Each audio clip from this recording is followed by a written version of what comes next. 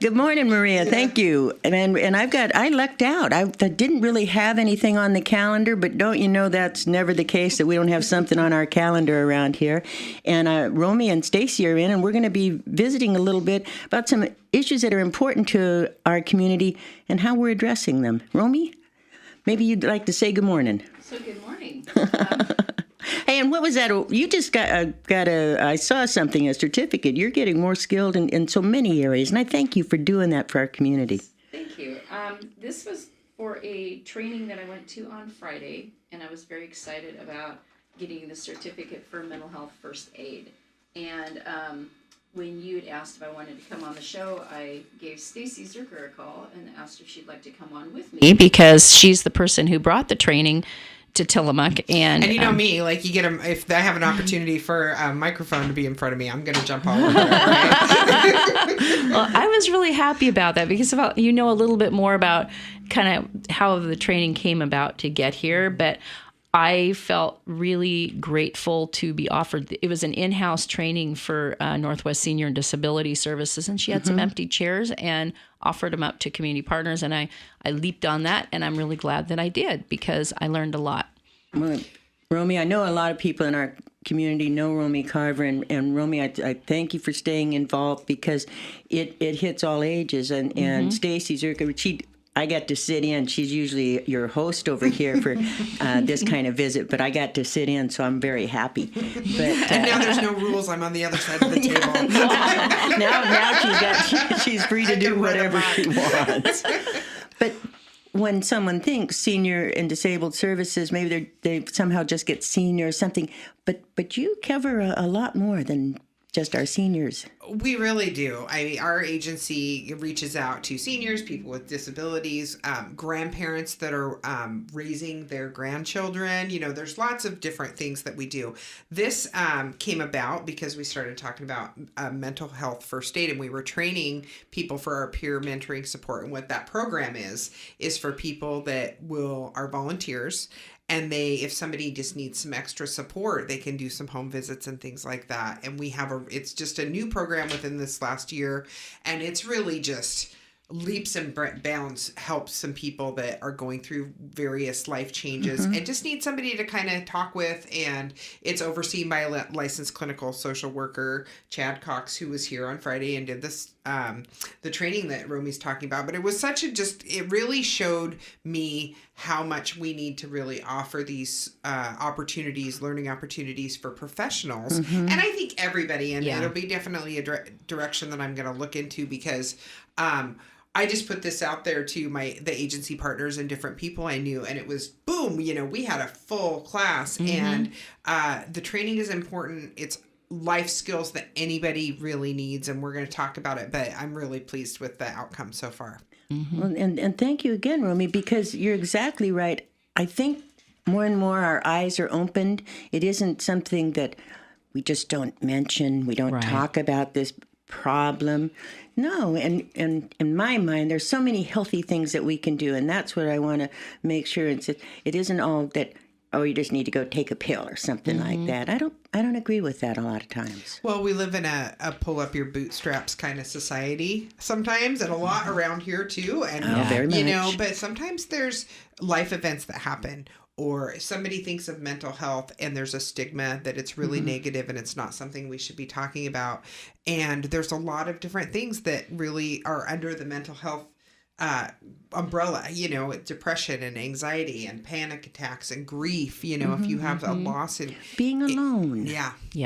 Isolation, all those kinds of things. And so if someone breaks their leg, everybody will come running and help that person, then if somebody has an acute mental illness or anxiety or something that they're living with every day throughout their lives, it's all of a sudden a taboo subject sometimes. And so we need to bring light to this. And there's ways that we can, approach people that we love and have really good conversations to help people.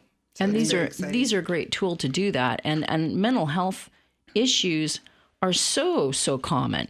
So you have a lot of people out there that are feeling like they're alone and nobody else knows what this is, or they don't even know what's going on with them. They just know they're unhappy and miserable and don't know how to address it. And one of the things in the book that we had a workbook as part of the class, and one of the things that I took from that I think was really powerful is how mental health is a continuum, and we're all on it, and we don't stay like in one spot, like our whole health, it's like, okay, I'm this mentally healthy person my whole life, and that's what I am, and there's my label. And here's this person over here that's mentally unhealthy.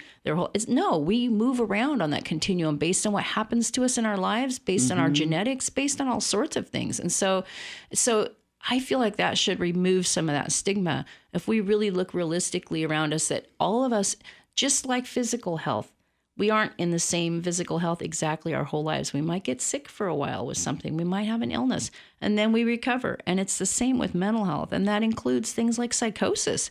People recover.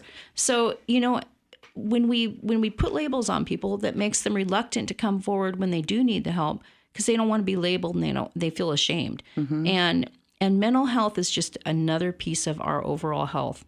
So if we just look at it as that way and say, I'm having a tough time right now and I could use some support, and then support one another, it makes our whole community healthier. And like Stacie said, this training is very accessible. A kid, anybody, any age could be able to do this training, to learn how to be supportive to somebody that's just going through a crisis. They don't necessarily have to be suicidal or in massive 911 emergency mode. They just need to be going through a tough time. It's how to support that person and help them find what they need.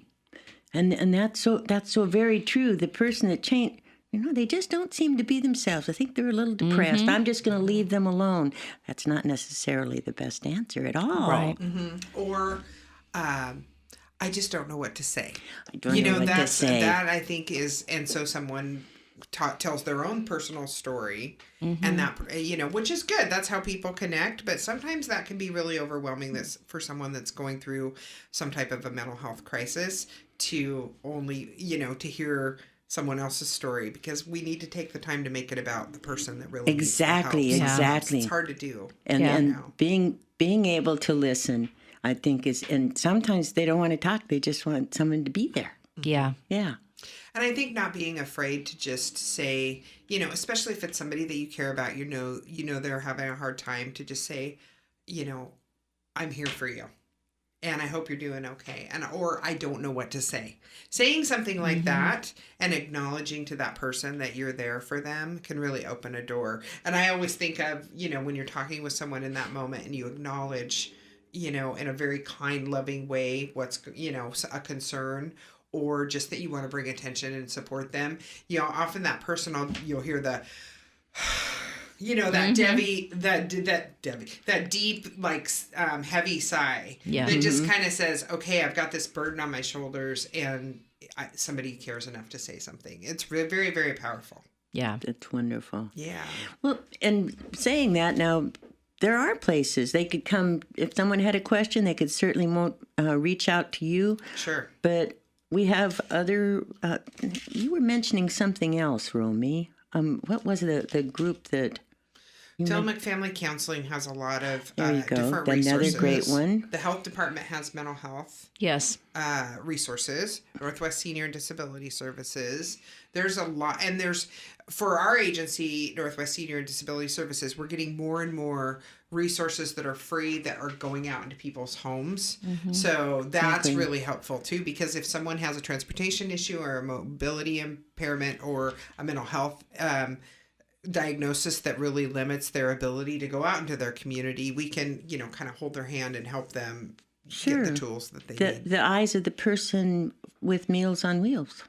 Oh, absolutely. Yeah. And, that's a really good example, because seniors, elderly folks that have those mobility impairments and are isolated, self-isolation is a major impact of health. And so someone that's not getting any interaction and connecting to their community, that can be a really big step to physical ailments and mental health issues and different things like that. And sometimes that Meals on Wheels driver that's out in that person's home, that's the first time they've seen someone or talk to somebody in several days. So it's very important for a wellness check, but also, the Meals on Wheels drivers, I've got to say, I just have to give a plug. Pacific City, Tillamook, and Nehalem are the sites that I oversee, and then there's the Rockaway, St. Mary's by the Sea is fantastic too.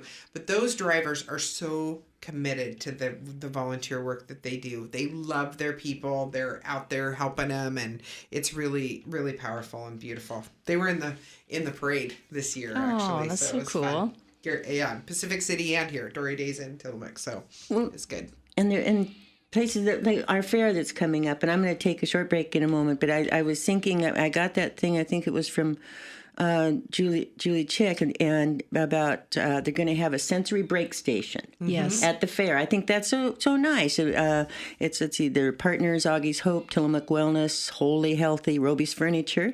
I think there'll be some nice seating. County School District, the Tillamook County Developmental Disabilities Program. And this kind of nice for a couple days at the fair. You can go in the skating rink. We had the Huckleberry Health Fair, of course, folks. But we're visiting with Romy and Stacie. We're going to be right back after I tell you something, because we're talking about the fair. You're going to want to stop by and visit with Tillamook Motors at the fair. Ford's Ranger has at long last returned. The truck that left the market in 2011 as a compact pickup has been resurrected in a larger mid-size package to do battle with the Chevrolet Colorado, GMC Canyon, and Toyota Tacoma.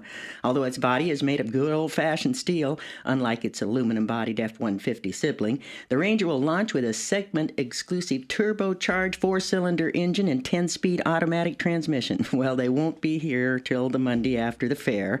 But you want to know more? Go further with Ford. Find your ride at Tillamook Motors on the friendly corners of 5th and 7th and Main in downtown Tillamook. Tillamook Motor Company, a better place to do business. I'd be talking to him about that Ranger, too. And I know. All I'm thinking is, buy Ford, get her done. Exactly.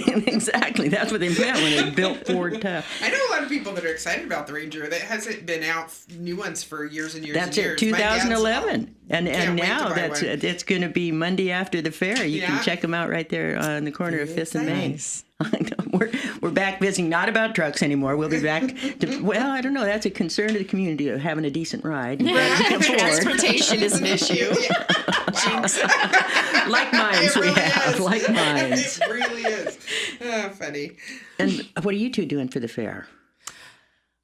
What are we doing? Deer in the headlights look. I have Christmas no idea. mishmash. I love the fair. It's my favorite time of year, and I always get really excited. So this year, my goddaughters are coming from Tillamook and Wednesday and Thursday, and so we're going to be doing, the big everything, going on the rides, pig and Ford, stopping by the KTIL booth, stopping by the KTIL booth. Absolutely, I'll be on the radio, I think, on Friday too. Yes, you are. And I'm talking with the OSU Extension. Is going to have some kids that have had success stories in their 4-H program.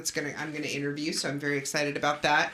Anyway, so the goddaughters are coming, and we're going to have some serious power bonding, and then on Fridays and Saturday, I just run amok and just do all my things that I love to do. So, well, we've got the pig back this year, so you have to stop by for the free raffle for half a pig. The other half goes to FFA for one of their fundraisers, and I think I've got 3 blocks a day. I've got, thanks to our farm, Tillamook County Farm Bureau, I've got 12 certificates for 2-pound baby loaves, and I'll be giving. The questions aren't real tough. Sometimes you have to spell things like Mia Connie, but that's, I only asked the stuck a kid that. I just ran through it in my head, just for the record, when you said that. I'm like, yeah, I do that. And this year, too, the Oregon Coast Scenic Railroad has given me a few pairs of tickets to give away each day for their 4 o'clock run. That's cool. Yeah. Good. Lots of good reasons. I love it so much. It's just so much fun. It's fun because there's interviews all for me. It's a lot of fun. It goes fast because from Tillamook today we'll be out at the fairgrounds, and then my last guest at 3 o'clock will be this year our sheriff is away, but it'll be Lieutenant Jim Horton. We'll be stopping by at 3 every day to check in. He's a really good guy. Yeah. And that being said, our sheriff's department, you've got some good partners, don't you, Romy? Yes, we do. And so with and I guess I should mention the fact I work for Columbia Pacific CCO. So we're the Medicaid provider for Tillamook County. And our focus is on overall health of our community. So the work that we do with the CCO is intended to create equity for our members, the people that are on Oregon Health Plan, to ensure that they have their health needs met. But the cool thing about that is, like, if we go to a doctor and we're partnering with that doctor and they add something to what they're doing, it benefits every person that walks through the door. They're not going, wait a minute, are you on OHP? Forget it, we won't do this. They do this for everyone. So our goal is to create a healthier community. And this training that Stacie brought to the community was so timely for me working for the CCO, because our focus, we have what we call a community advisory council, and it's comprised of 51% Oregon Health Plan members. And we also have some of our community partners that sit on that council. And we talk about the way that health is, Medicaid is worked in Tillamook County. So instead of having somebody in Salem or Portland make decisions about how Medicaid looks in Tillamook County, we have a council of people here in Tillamook County that are going, well, here's my experience, what happens. And this is what it's like for me when, with my Oregon Health Plan. So we're bringing that back to our regional folks and to Care Oregon and all these people, the CCO, and we're making programs in Tillamook County that work. So we have funding we can use to create and help programs. We've partnered with Tillamook County Women's Resource Center, with the Helping Hands program. Sorry, frog in my throat. The Food Roots program, Serenity Club, Tillamook Family Counseling, several programs that we've funded that were incentive funds projects. And I should really mention right now that we are, August 15th is the deadline for people to apply for community wellness investment funds. And that is funding that we provide to nonprofits and people that want to start up a program that will benefit health in Tillamook County. I don't know why I have a frog in my throat, sorry. And so we are looking at these are one-year projects that we can help fund. And so some examples are work that's been done in the schools by Food Roots. We've helped fund some of that. The outstation, some of the advocacy work that's done through through Tillamook County Women's Resource Center, to have outstation advocates in health departments and areas like that. We've funded some of that work so that we can help them do outreach and create a healthier community in that realm. So anything that's health related, we try to promote that through the use of our funding. And right now, our Community Advisory Council's focus through the end of this year is on suicide prevention. All right. So we're doing, on September 20th, we're doing a kickoff at the library from 5 to 8 p.m. And we are going to be showing a film called The Ripple Effect. And we're also going to be doing what's called a QPR training, which is Question, Persuade, Refer, which is a suicide intervention training to help people be trained in doing those interventions. And then also we are going to be promoting a 2-day assist training, which is it's applied suicide intervention skills training. That's going to be later. But then as part of that kickoff in September, we're also going to be looking to mentor high school seniors that are doing their senior projects. Perfect. That are around suicide prevention. Excellent. We understand that suicide is a problem in Tillamook County. Yes. We have a high rate here, and we are looking at ways that we can use funding from the CCO to better that. Now, you mentioned the August 15th deadline. If someone wants to apply, how's the best way to reach out to you? I can give you my number because I use my cell phone also for work. So it's 503-801-1205. And what I do is I refer people to our website, which is Colpac Health, which is COLPAC health.org. And then if they go to our website and they see where it says About Us and they click and then they drop down, it says Community Wellness Investment Funds.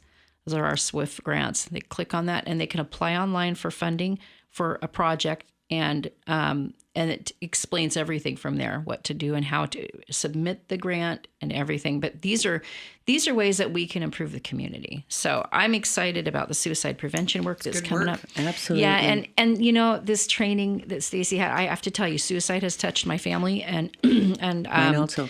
And I have a really hard time making myself go to stuff like this. So it's kind of like pushing myself in an area that I need to be pushed to face things. And I didn't want to go to her training because I thought I'm going to have to deal with suicide stuff and it's going to make me sad. And I'm probably going to cry in front of people. And I have to tell you, I was happy through this whole training. This was such an uplifting training because it was very positive. It wasn't just about, it wasn't a bunch of dark stuff about watching people who are suicidal. It was really about someone's having a tough time and here's how you can help them. Yeah. So I left feeling really more equipped to cope with things like that. It was empowering. It was super empowering, and it was just really well presented.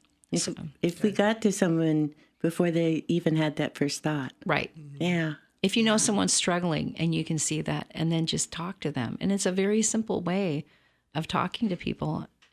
Anybody can do this. I think we can, like a couple of the tools that we talked about, listening non-judgmentally, really just going to where the person is and not expecting that person, just because we might have preconceived notions, meet people where they're at. And so active listening means just really providing a little validation, actively supporting them, giving reassurance and things like that, not forcing someone to take steps that they're not ready for. And like the resources that we talked about earlier, they're out there. Tillamook County as a whole has a lot of great resources. And that's what, you can call me at Stacie Zuercher at Northwest Senior and Disability Services, Tillamook Family Counseling, the hospital. Like there's lots of great resources out there, and I'd be happy to take a call to just help someone, get a few phone numbers or whatever we need to do. But I'm so glad you had a good experience. Oh, it was great. And I'm grateful that you offered it to community partners. That was so generous of a thing to do. It was so neat. We're going to do more. I like the fact that the senior project and having, because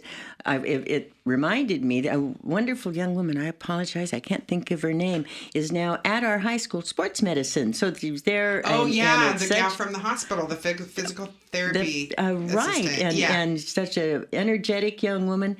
But so they're thinking about our young people, physical health and how we move our bodies and how our minds work with us too. I think it's just because we have such thoughtful young people. We really do. And so many caring ones that they're the ones that another young person might be able to speak easily to.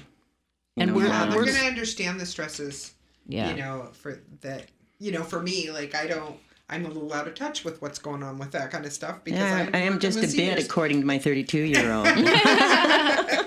Our hope is to train some young people to become suicide prevention trainers and to help create a campaign within the high schools. And Deanna Pearl, I have to bring up Deanna Pearl. She's our prevention specialist in Tillamook County and does a lot of this work. And she has been instrumental in putting all of this together. It started off with the Tillamook County's Mental Health, Chemical Dependency, and Developmental Disability Advisory Committee, which is part of the commission, the commissioner's office, and it's advisory to the commissioners. And so it started off with wanting to do something for Suicide Prevention Month in September, and then we brought it forward to the Community Advisory Council, and they agreed to sponsor it. So it's a partnership, and then Deanna's in on it now, and she's going to be.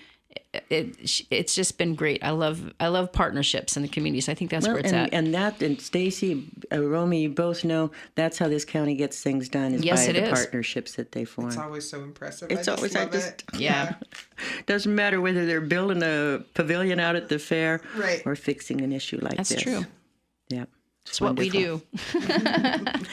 Well, you too. And, I've got a few birthdays. Jerry Dillon, happy birthday, Jerry. And Sharon Stafford, she's happily retired and no longer cooking out at the jail.